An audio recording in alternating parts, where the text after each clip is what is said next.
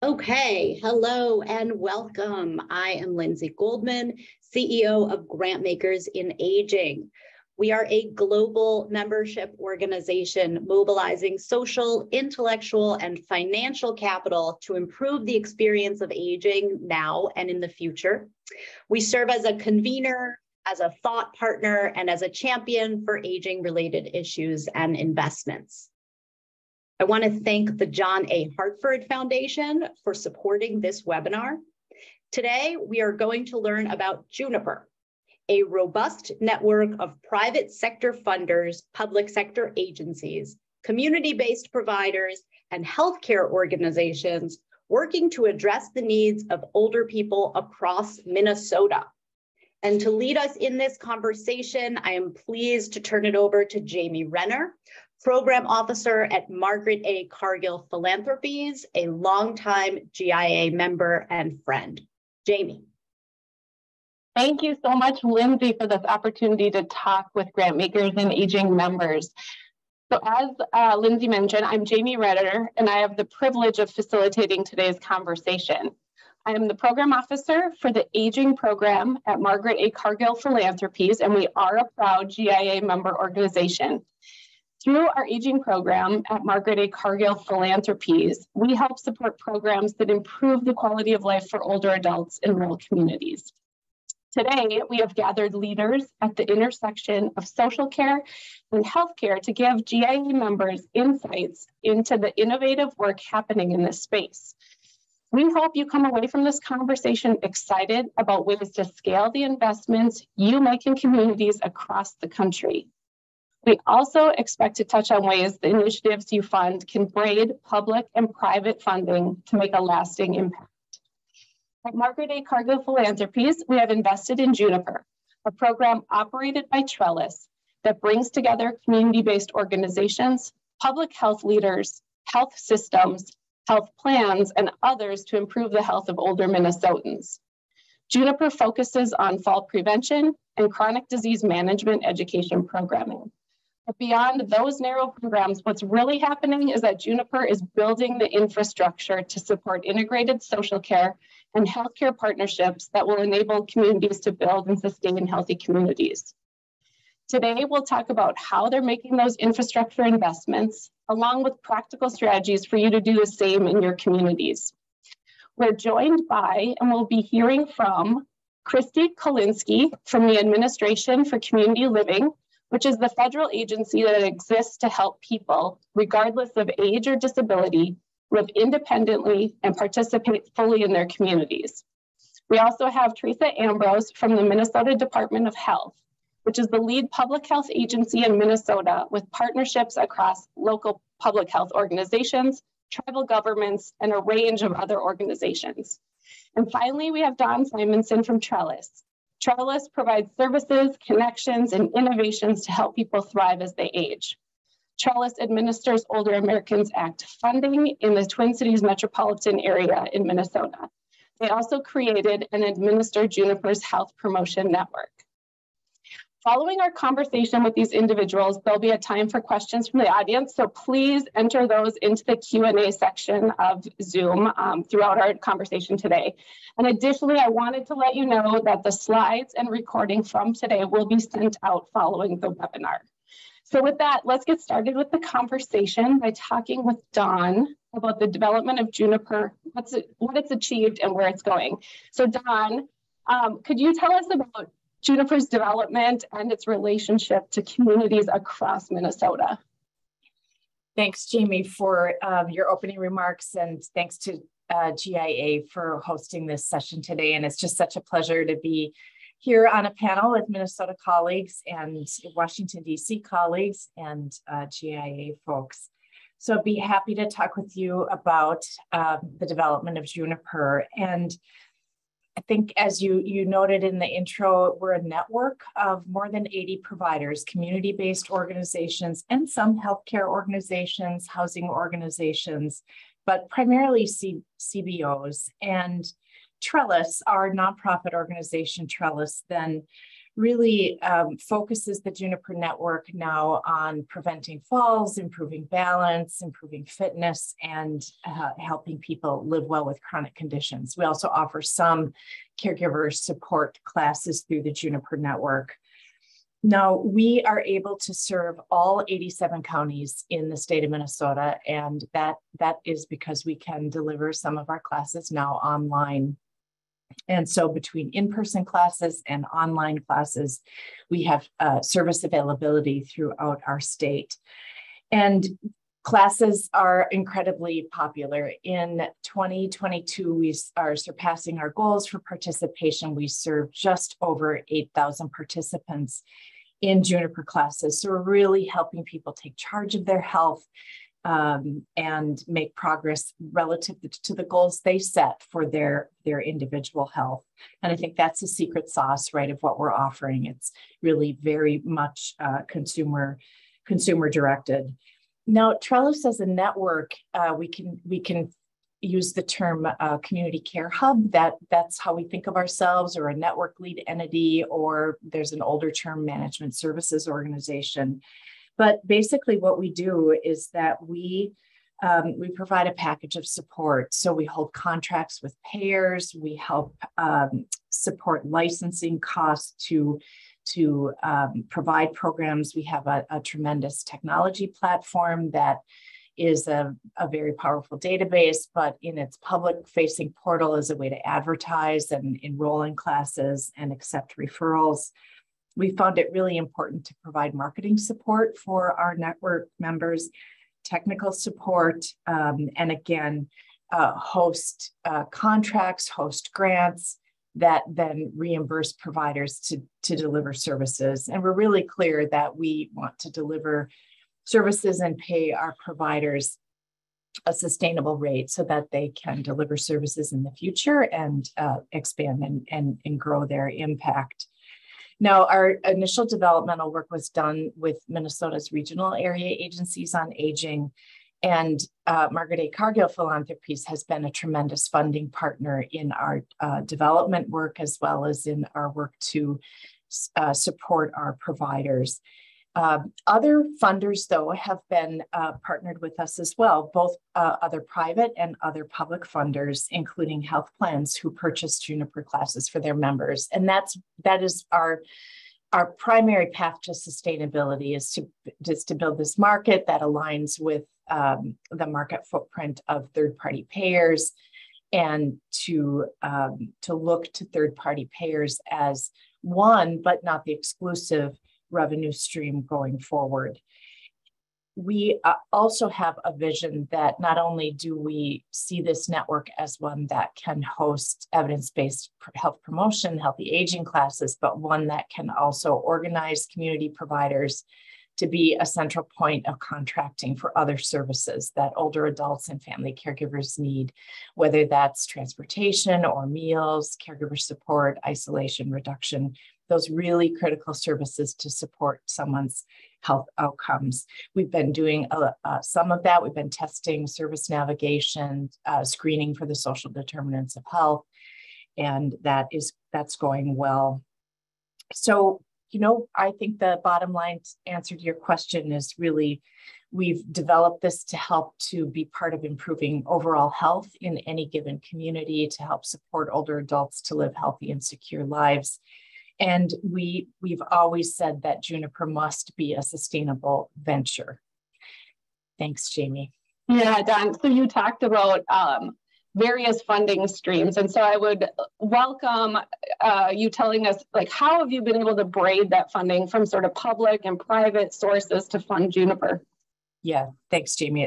That's a really important, I think, observation that Jamie makes, is that no one funder can support the development and operation and growth of a network like Juniper. It takes multiple partners, and we're grateful for all of our partners, of course.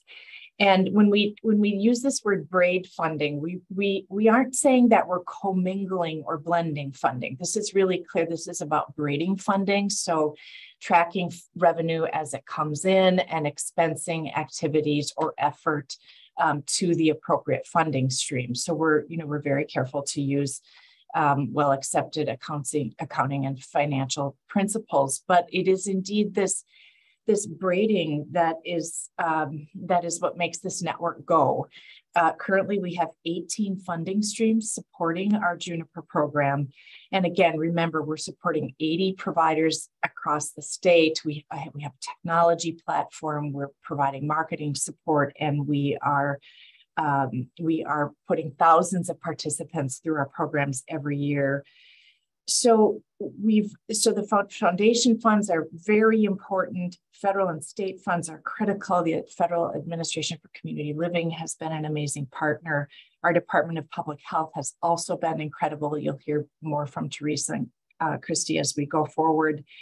And I think with our State Department of Public Health, what's been really important is not only have they been a funder of our work, but they've also been really a champion for us in becoming a Medicare supplier in order to provide network support for community providers that are offering the diabetes prevention program. And we know diabetes is a disease that affects many people, including many people of color. And so Juniper, in its provision of diabetes prevention program, does that program not only for older adults, but really for adults of all ages. And the Department of Health has been very, very much a partner in helping us to become recognized as a national hub for that effort. Now, really recognizing, I'm here speaking to a group of foundations.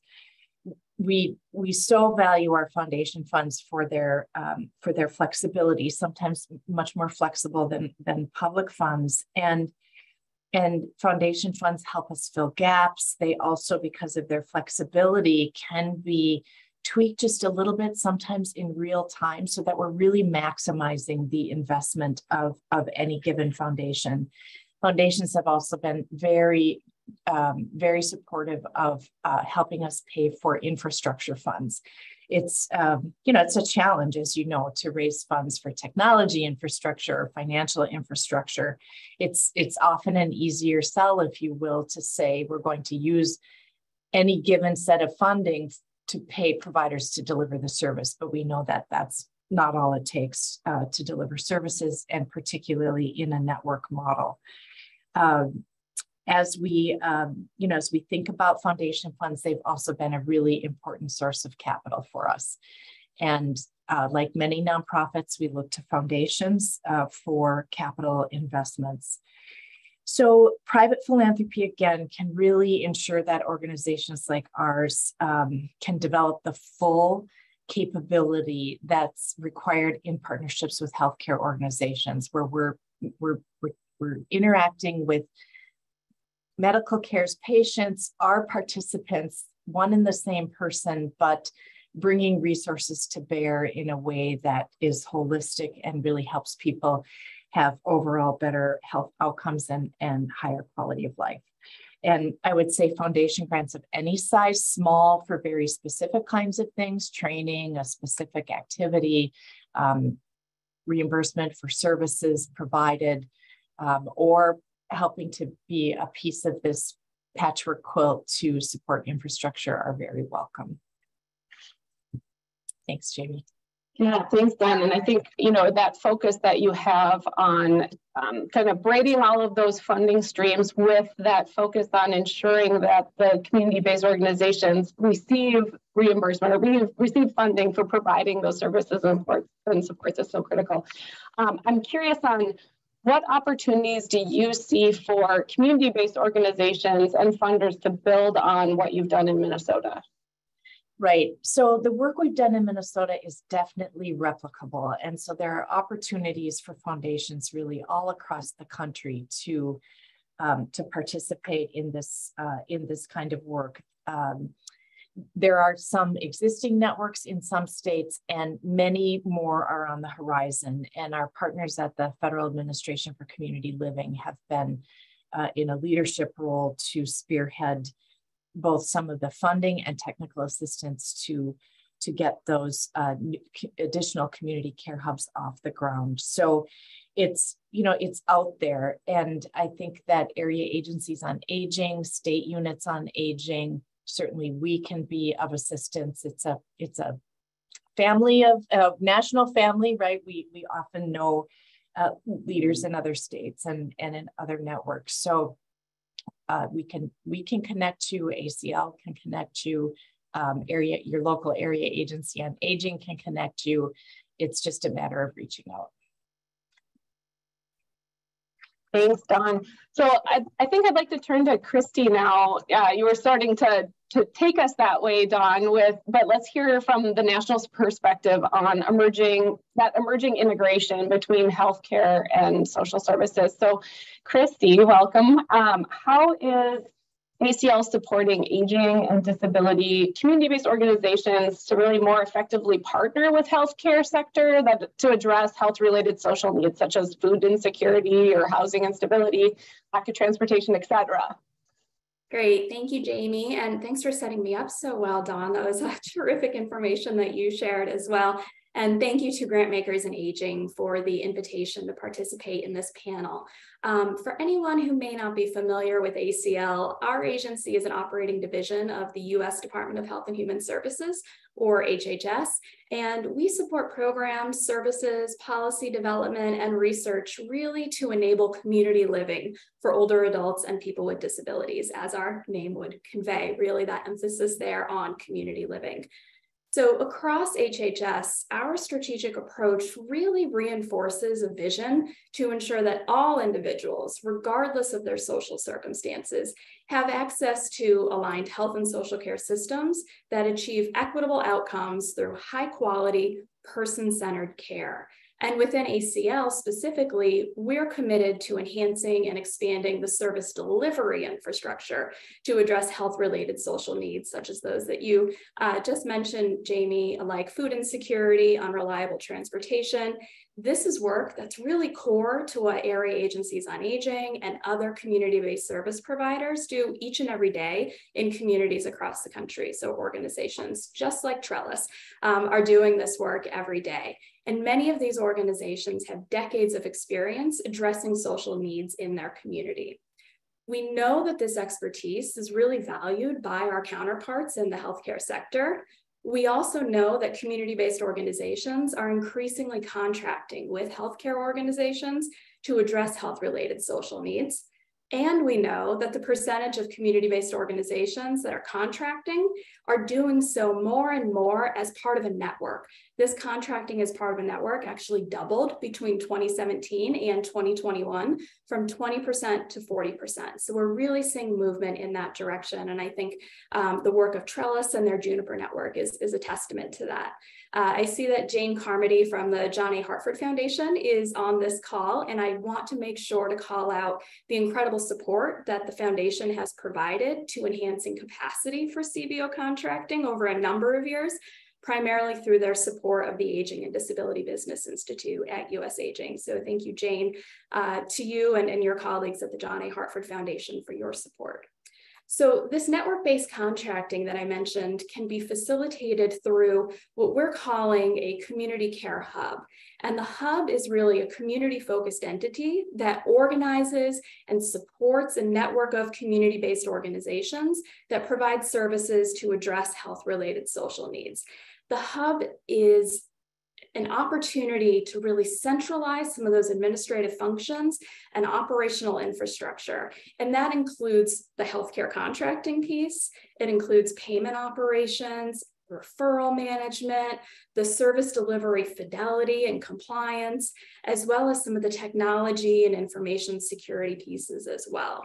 We know that these administrative functions can be really resource intensive for individual CBOs to develop. So the hub model is really attractive with respect to operational efficiency. It minimizes unnecessary duplication, and it can maximize resources that are invested in service delivery versus what you would likely consider investing it as an overhead cost. It's not necessarily efficient or scalable for each individual community-based organization to have all of that operational infrastructure. But when you can centralize it through a hub, we can get to scale much quicker than going one by one with individual community-based organizations. We also know that investments in CBOs really haven't been on par with what we've spent on healthcare more broadly. Somebody recently brought this stat from a National Imperative report to my attention, and that's that 30% of human services CBOs have cash reserves that cover less than 1 month of expenses. So these are organizations that are really doing terrific work, but are doing so on a really limited budget. So forming these partnerships and alliances, both through a network model, forming the partnerships with the healthcare sector, are really critical to preserving our social care, our home and community-based services infrastructure. So at ACL, we're trying to do our part to support the development and expansion of community care hubs through discretionary grants, as well as through some national technical assistance, which is being offered through a national learning community. So we currently have 12 active grantees, including Trellis, Don's organization. We intentionally targeted our funding to support the infrastructure that's necessary to operate the hub, rather than focusing on the delivery of programs or services. We've been hearing from our network for a number of years that infrastructure financing remains a persistent gap. And I think this speaks to what Don said earlier about braiding resources from a diverse set of funding streams. We know that a multi-payer approach that includes the federal government, includes philanthropy, includes private payers, includes state payers, is really critical to enabling the success of this model. No one financing stream can do this independently, but if we braid those resources together, we really can stitch together the resources needed to support the social care infrastructure in our country.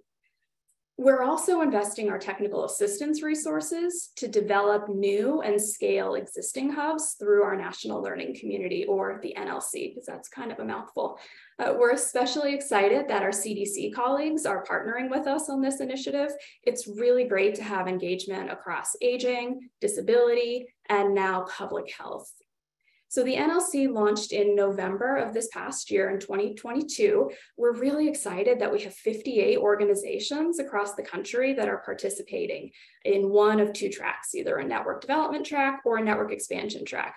And honestly, when we launched this national learning community and we put the application out there, we weren't sure what kind of response we would get. We're able to provide technical assistance, we're able to provide some consultation hours, but we're not able to provide direct funding. And so we really weren't sure if people were going to be interested. And we received far more applications than we anticipated, and honestly have a larger cohort than I think we thought we would going into it, but we're really excited by the interest. It just shows that there's this groundswell and there's this demand at a community level to really learn more and learn from their peers and really expand their operational efficiency in this area.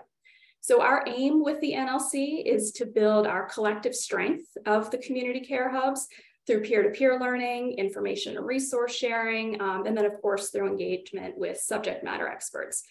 This week, we are planning, I hope I'm not announcing that prematurely, but we're planning to roll out an individual consulting benefit for our NLC participants. So all 58 organizations will have access to up to 15 hours of one-on-one consulting with an SME, which we think is really valuable. We've heard from a number of the more experienced hubs in our network just how much they benefited from individual consulting and are still benefiting from individual consulting.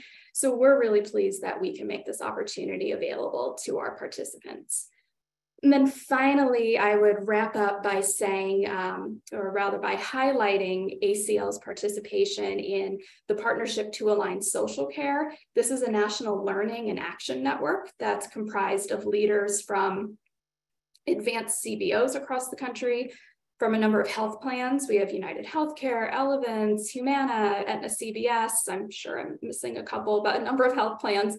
Health systems, we've got Common Spirit, Kaiser, Trinity, and then a number of national associations as well, like AHA and AHIP, plus federal agencies like ACL, CMS, the Office of the National Coordinator, and more. And the partnership really has a heavy focus on co-design across a number of participating sectors and partners, with the goal of enabling efficient and sustainable ecosystems that are needed to provide individuals with care that's holistic, that's equitable, community-focused, and person-centered. And I have to say, this is the first time in my professional experience that I've seen such a robust group of organizations across a variety of sectors that are really coming together, all with consistent goals in mind, and doing the hard work of identifying strategies, best practices, resources, and other outputs to move us along that path. So it's really exciting.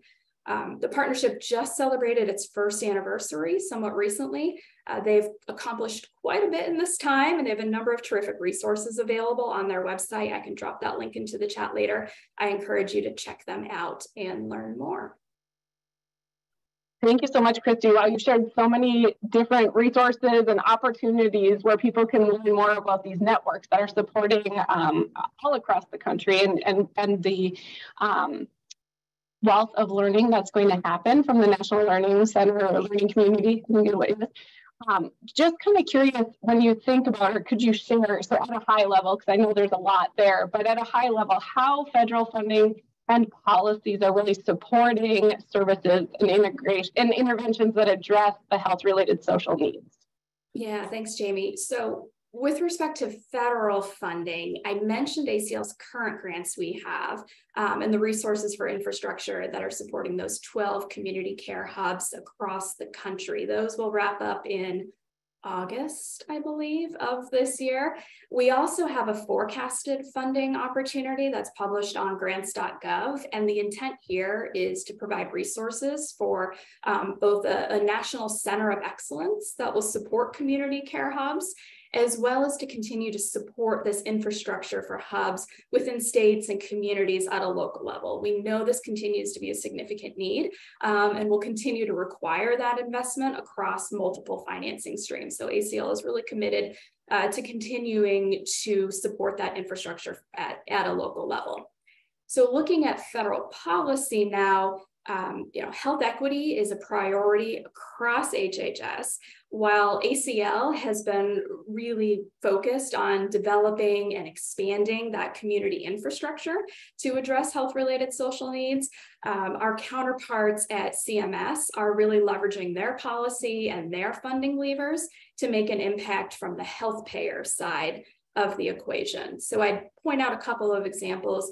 We're seeing Medicaid 1115 demonstrations in a number of states. So Arkansas, Arizona, California, Massachusetts, New Jersey, Oregon, Washington. New York has one that is pending, and certainly there may be others as well. That's not an exhaustive list. But these Medicaid demonstrations are supporting state investments to address health-related social needs like housing and nutrition.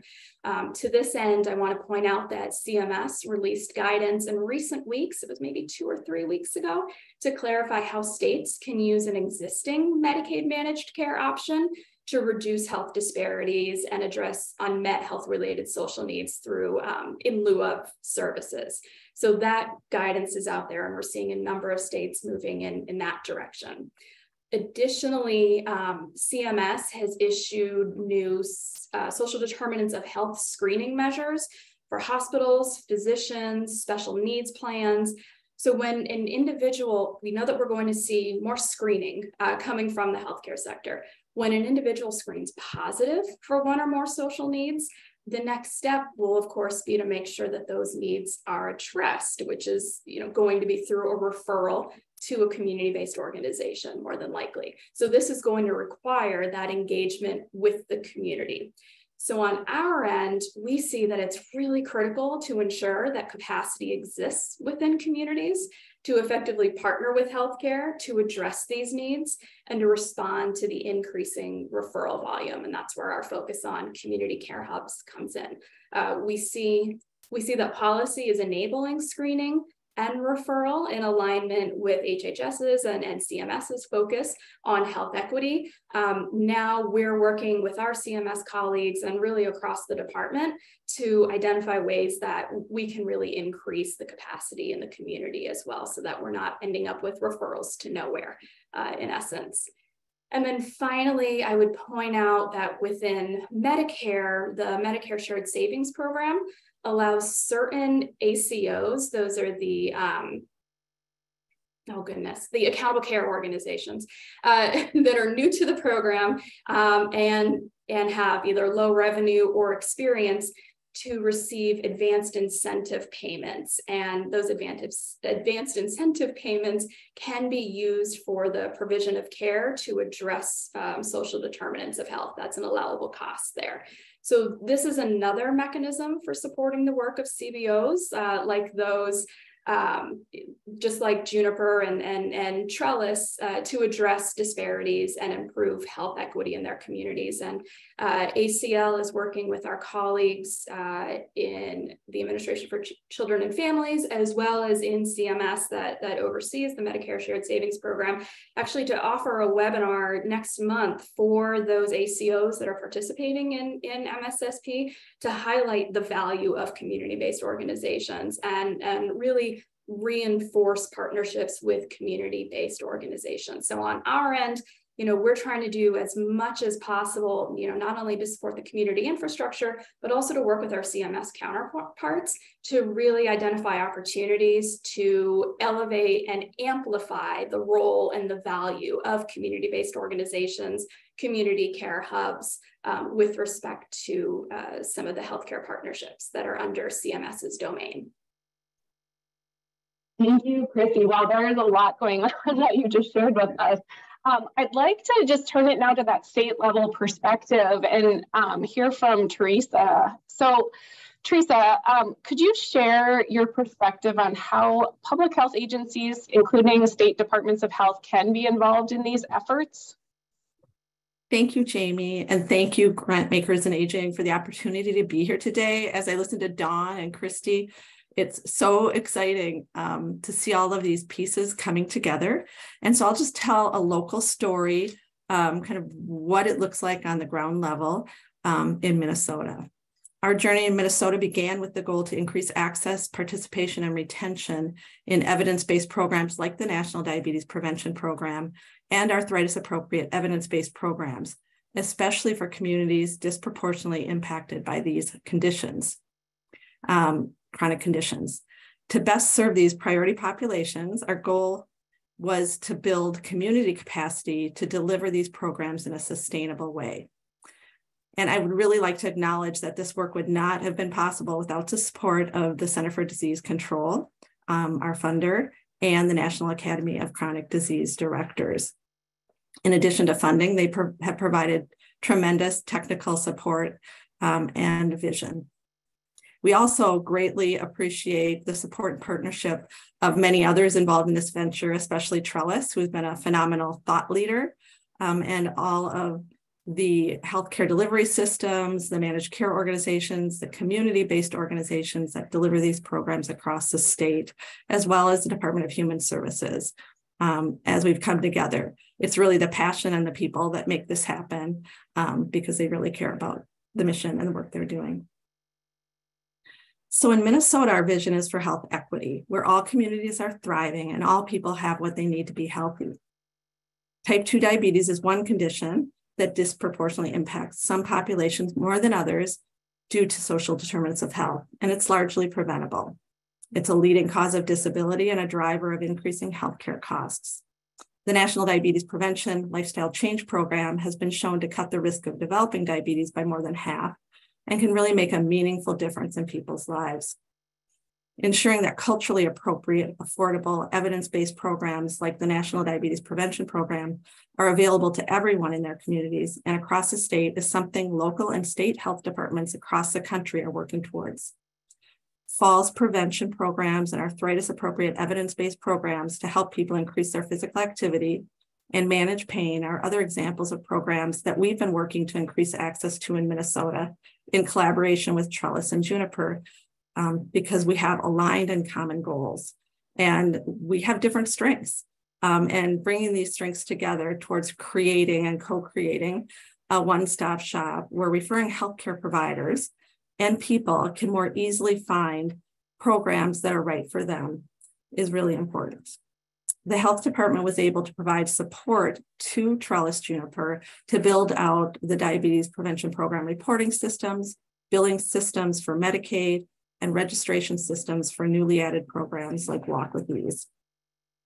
Because of our focus on reducing health disparities, supporting community-based organizations to sustainably provide evidence-based programs without ongoing reliance on grant funding was a high priority. Trellis was able to support community-based programs by providing access to a variety of funding streams, as you've all heard about, and other services to support the administration of their programs, including support with promotion, class registration systems, systems for referrals, billing systems, data collection and reporting systems, and ultimately supporting them in creating efficient and sustainable business models where they could do their best work of supporting the community. In addition to funding, the Minnesota Department of Health works alongside Trellis and others to co-create systems, integrating social determinants of health screening and supports into our collective approach with this umbrella hub organization you'll hear a little bit more about, and support data planning, collection, and analysis with some of the great colleagues I have the good fortune of working with at the Department of Health, some of which are on the call today. Minnesota Department of Health provides tools and training and support to these organizations that are delivering evidence-based programs, such as communities of practice, where they can share their learnings with one another. We also leverage our relationships and networks to increase referrals, raise awareness, and market programs. Support from NACDD and CDC was instrumental in helping us take our work to the next level. In addition to funding, both NACDD and CDC provided leadership, peer learning collaboratives, and technical assistance to establish Trellis as an umbrella hub organization in Minnesota. Umbrella hub agreements allow umbrella hub organizations for the national DPP and subsidiary organizations to share CDC recognized status, operate as one Medicare diabetes prevention program supplier, receive reporting, claims, and administrative support, and pursue sustainability to successfully scale the program across the state. Healthcare payers benefit by gaining access to a network of CDC-recognized organizations through a single contract with the umbrella hub organization, rather than having to execute discrete contracts with multiple CDC-recognized organizations. In Minnesota, we're working to both expand the network of recognized DPP suppliers that contract with Trellis to become umbrella hub arrangement subsidiaries. And we've also engaged managed care organizations to support us in identifying Medicaid and Medicare eligible members through claims data to support the recruitment efforts and to help pay for services delivered to Medicaid beneficiaries. We know that connecting individuals to evidence-based programs that meet their needs isn't enough to address disparities associated with chronic diseases. We also need to address social determinants of health and connect people to those social services you've been hearing about. It's really unrealistic to expect people can make healthy choices when those choices aren't available to them or they face substantial barriers. When people must choose between things like paying their rent, feeding their family, or taking their medication, it's difficult, if not impossible, to follow the recommendations they're learning in these programs or from their healthcare providers. The value of creating an infrastructure to support collaboration between social care, healthcare, and community-based organizations and services is rising at a rapid pace as value-based payment models expand. The research is really promising that addressing social determinants of health, like food insecurity, will provide a return on investment in better health and reduced health disparities and reduced healthcare costs.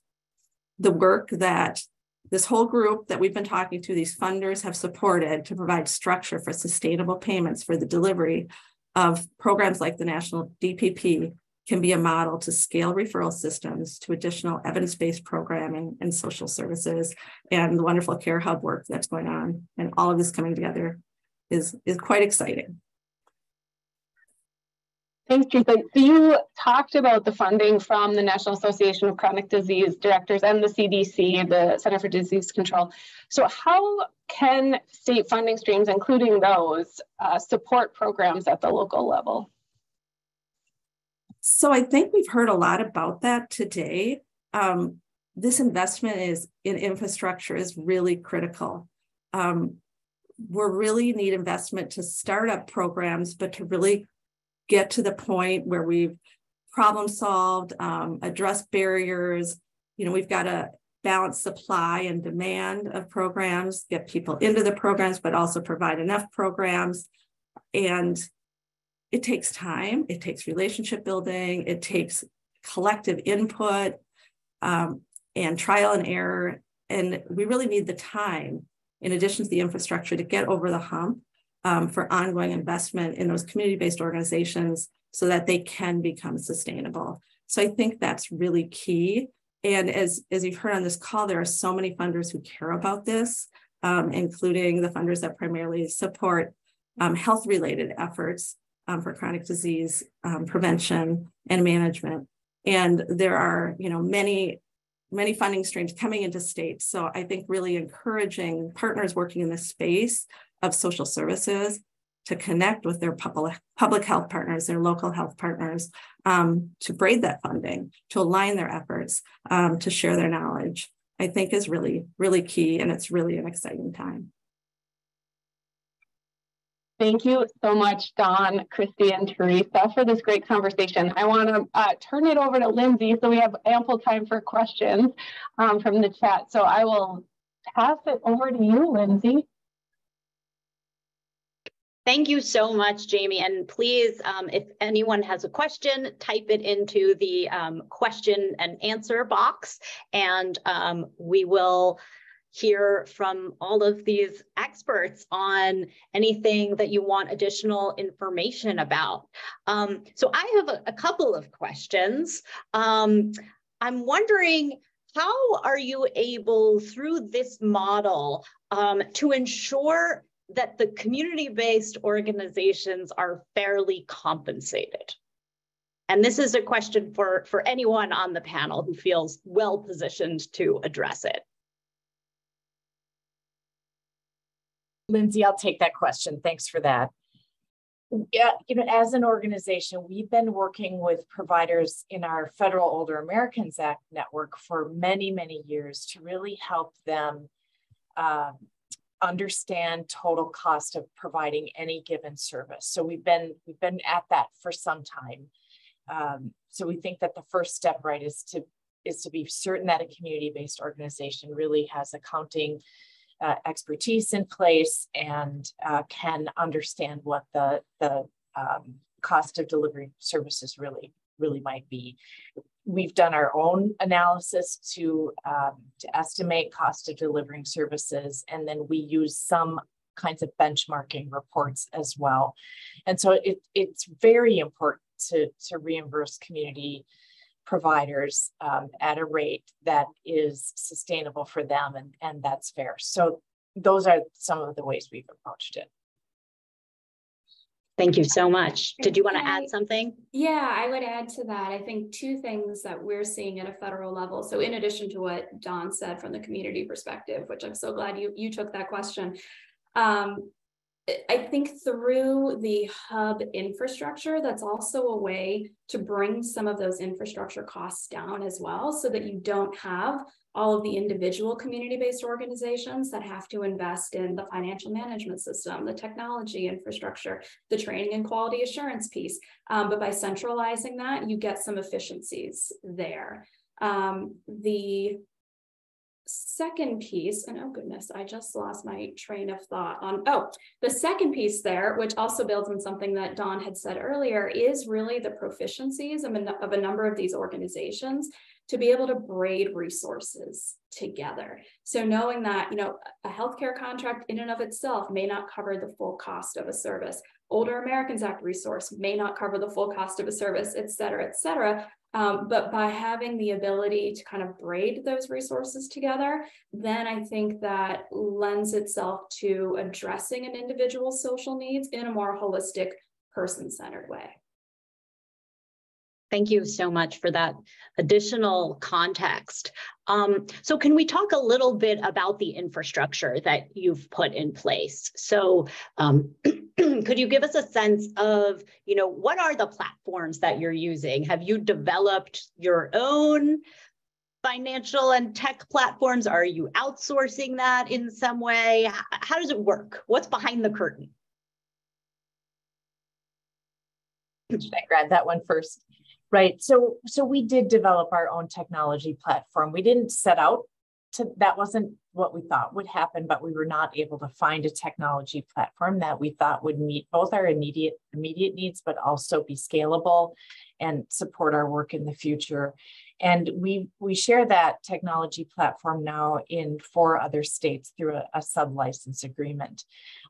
There are some functions, for example, claims billing, that we think is best that we source that, right? So we bill third-party payers when it's not a claims situation for the most part. We're looking at moving to a vendor that can do claims billing with efficiencies. So it really depends. I think like anything, we look at any given infrastructure expense and look at the most efficient and cost-effective way to get it done. Thank you, Dawn. Okay, a question from the audience about digital literacy and inclusion. Is that a component of the work that you're doing?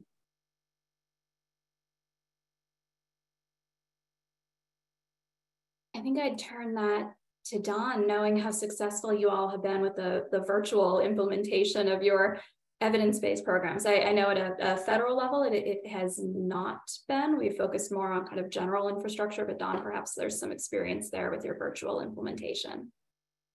Right, thanks, Christy. So when we found ourselves at the point of the pandemic and either not offering any services, completely stopping our work, or pivoting and trying to find a path forward, we really did think about older adults and their use of technology, and worked really hard to modify our programs a little bit to offer a class 0 before you get started, so that we're simply working with an older adult and helping them use technology they may have, including, in some cases, it's limited, but in some cases, even offering classes via just a simple telephone connection, not even a smartphone or a screen. And so we've worked really hard to be inclusive by using technology that older adults already have. That's been our primary approach. And then in addition, again, on inclusion, we've been very intentional in offering classes for communities that English may be a second language or maybe non-English speaking, to be certain that we have that we are delivering those classes culturally specific in the language of the community participating in those classes. That's been important as well. And one piece we're very proud of is that because we have large Southeast Asian Hmong population here in the Twin Cities metro, particularly in Minnesota, our primary fall prevention class was very workbook heavy, language heavy, and we were able to bring a Tai Chi Chuan program here that was not language heavy. So moving for better balance, and then that spread all across Minnesota. It's been popular for all older adults. Yeah, and I'll add that a role the Department of Health can play and does play is communities of practice, where we bring together the coaches of the National DPP program. We worked with University of Minnesota Extension before the pandemic on increasing access to telehealth delivery of the National DPP, and they identified some approaches that were really helpful with the population they serve, which is a low-income population. And then they shared that learning with our community of practice about how to better serve and reach that population. In addition, we regularly support the development of coaches from diverse cultures and access to translated materials that have been culturally adapted and trainings related to that. So we continue to try to increase access by really ensuring those programs are inclusive. Thank you. One person has asked about the presence of community care hubs in Michigan, and I'm sure that everyone on this call would love to know, what are the states where these networks are currently evolving? So if you don't have to rattle them all off by heart, but if there is a link that perhaps we can post in the chat that would list them all, what's the best way for funders to potentially connect with community care hubs in their state? Yeah, that's a great question, and one that we get a lot. And we're actually working in partnership with the Partnership to Reliant Social Care on a process to develop a map of those organizations. Part of the challenge is, like how do you vet or how do you qualify the organizations that get on that map, and how do you keep it current? But I digress. If people can reach out to me personally, I'm happy to share my contact information and link people with any of the hubs across the country. We have 58 organizations in the national learning community. They represent 31 or 32 states, I believe. Plus there are some additional hubs that aren't necessarily part of the national learning community that are on our radar as well. And of course, this is like the radar according to ACL and what we're aware of that's part of our universe. We're always kind of looking to extend that information and knowledge. So it's not necessarily the most exhaustive list, but that said, we think it's pretty comprehensive, and it at least represents organizations that are part of our learning community or funding efforts, or those that we just know have really strong infrastructure and capacity. So please get in touch with me. Thank you. One thing that a lot of our members frequently comment on lately, and we know is such an issue, is the health and human services workforce shortage. And I'm wondering if having a robust network like this has helped to address some of those challenges, either through connecting people with opportunities or maybe shared positions. Any insights there?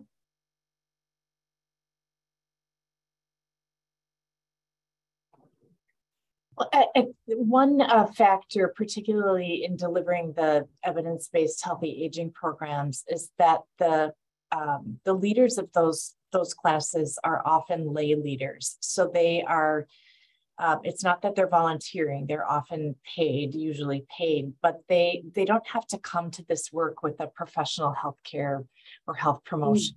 Health coaching license. So the model by its very nature in this specific menu of evidence-based health promotion classes is by its nature low cost. So that's amazing. And the classes are effective because of the people who lead the classes.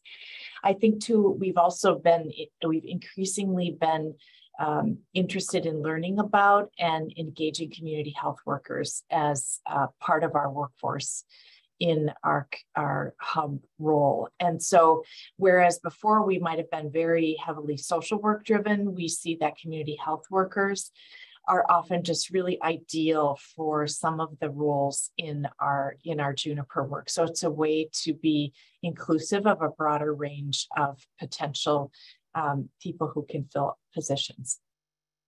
And what about federally qualified health centers? Are they part of the network? Right now we have limited interaction with FQHCs, and it's primarily because, at least here in Minnesota, they don't tend to serve as many older adults as our other health systems here in Minnesota. So it isn't that there isn't a desire to collaborate, but they tend to serve people who are Medicaid eligible, but they're not Medicare and Medicaid eligible, so they're younger than 65 or younger than 60. But we see that as our work expands in the services and programs we deliver under Juniper to serve adults really of any age who have chronic conditions, that will change, and we look forward to partnerships with federally qualified health centers going forward. Yeah, and I'll add that we do work very closely with our federally qualified health centers. And we are in conversation with our Trellis Juniper partners and our federally qualified health centers to kind of increase that bidirectional referral model or multi-directional referral model. So they're very interested in the social determinants of health screening, collecting data, and starting to think about how that might drive change. And that's a perfect segue to my next question, which is around data. What are you tracking, and any preliminary insights into the impact of this kind of network? I can jump in, but I'm sure others will have comments. I mean, we do collect pre and post class outcome data from individuals. So it's their perspective on how the class impacted their lives. We also collect stories, right? And they're often just incredible representation of impact. But more recently, we've been working with a health economist to help us really develop a robust examination of return on investment relative particularly to health plan payers or other third parties. So we've started first in the fall prevention area, where there's quite an exciting return on investment, both in terms of financial return as well as in the impact this makes in the lives of older adults. Everything from people saying, hey, I can finally put my own socks on, to I'm finally comfortable out in the community, to my diabetes is under control, to I am managing my pain. So it varies. And I'll just add that that's really a critical variable the Department of Health is very interested in, and it drives payer buy-in. So really being able to tell the story of the impact is really important. And we're early in the process of launching our Umbrella Hub organization with Trellis, and we're really excited to see what the impact is. And Lindsay, I would add, beyond what Dawn and Teresa have commented on, we know that there's some data on the effectiveness of the interventions, particularly evidence-based programs on interventions or services that address health-related social needs. Commonwealth Fund has a terrific repository of some of that data, and at ACL, we're interested in taking a step back and evaluating the effectiveness of the community care hub model itself. That's not something that has been studied, and we've seen this organization as a network kind of organically come up, but we haven't had the opportunity or the resources to really study its effectiveness. So that's actually something that ACL is working with our colleagues in our Office of Performance and Evaluation. They're our evaluation arm at ACL to identify an opportunity to include an evaluation of the hub model itself within our next notice of funding opportunity. So we're hopeful to be able to contribute to that academic literature, or at least the evaluation space, within the next couple of years. Well, we are at the end of our hour. Thank you all so much for this really important conversation. This is such an incredible example of a really successful public-private partnership, and we really appreciate your sharing everything that's gone into it, and we look forward to following the model as it evolves. I really want to thank Dawn, Christy, Jamie, and Teresa for sharing your expertise with us. Again, I'd like to thank the John A. Hartford Foundation for their support of this webinar. As a reminder, we will be making today's presentation available to anyone who wishes to view it later, including the audio. So watch for an email to be sent within a few days. Please follow us on social media, and please complete the brief survey that will pop up on your screen immediately following this to help us improve our programming. Thanks so much for being with us, and I hope you're well.